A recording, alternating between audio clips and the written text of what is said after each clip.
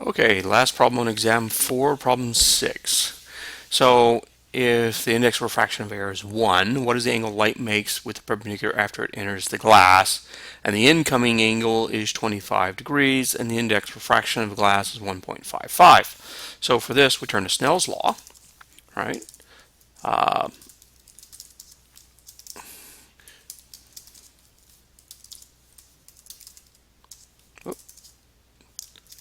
right, N1 sine theta 1 is N2 sine theta 2.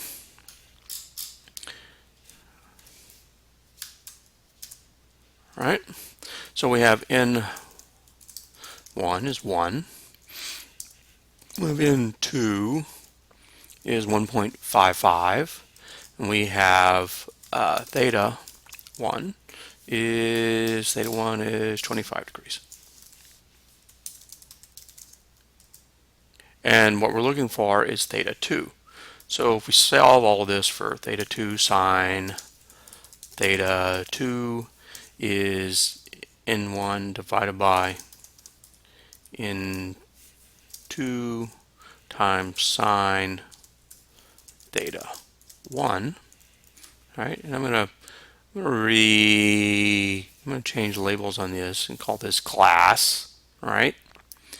N1 air. You'll find out in a little bit why I'm doing this.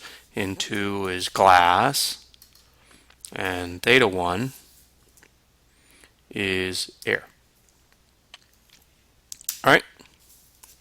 And if I want to be consistent, then up here, that's air, it's glass,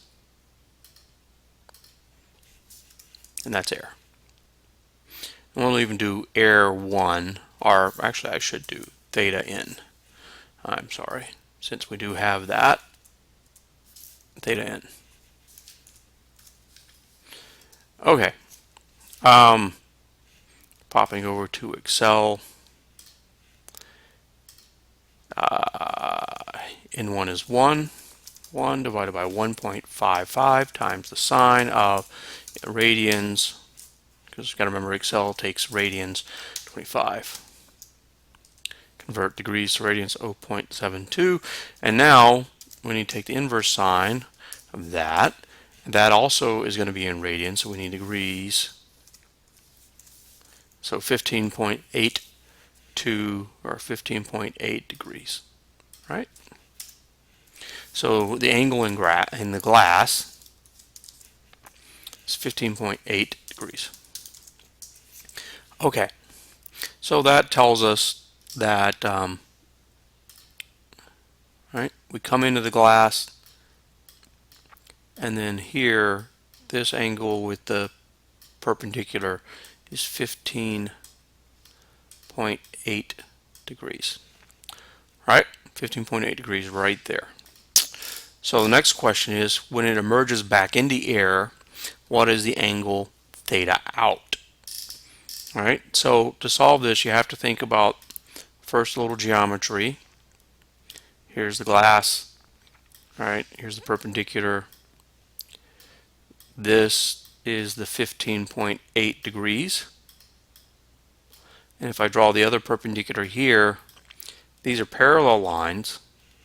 There's a line going between them, which means the angle here, right, is also 15.8 degrees, right? So theta glass here is the same as theta glass there. They're both 15.8 degrees. So if we start working part B, again, we're looking at Snell's law. This time we're going to go in glass, sine of theta glass equals in air, because we're going back out in the air, right, times the sine of theta out. Now, if you look at these equations, if you look at this equation, right, go up, compare them. So this equation and that equation are actually the same thing, right? So if I go back up here and write this in terms of the new nomenclature, in air sine theta n equals in glass sine theta glass. Right? What do we have here? We have in glass sine theta glass equals in air times sine of theta out. Here we have in glass sine theta glass is in air times sine theta in. What does that mean? That means that theta in equals theta out. Oh, theta out equals 15.8 degrees. All right? They are the same angle. What is the difference between theta in and theta out? And the answer on C, now if you calculate everything instead of using algebra like I did, you'll get some difference probably, but delta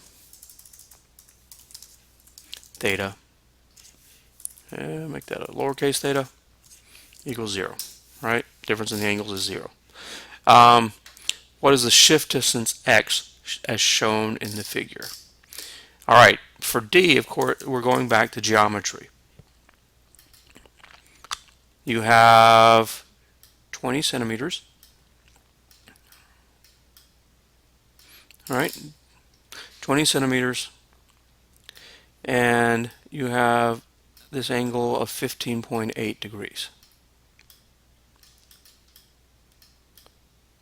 And if you look at this triangle, the shift distance I'm looking for in the diagram is that distance right there, the opposite in this triangle from the 20 centimeters, right?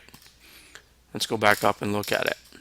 Shift distance is that distance right there, right? And it's the opposite to the 20 centimeters.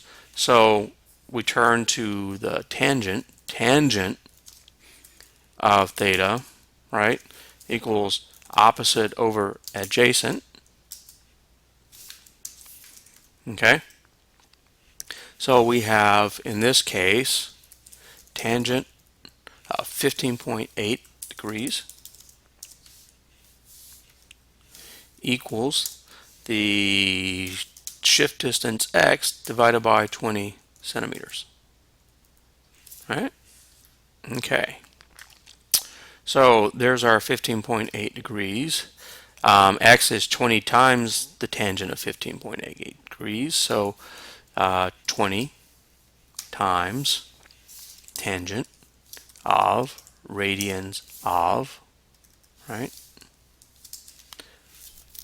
So 5.67 centimeters is what we get for x.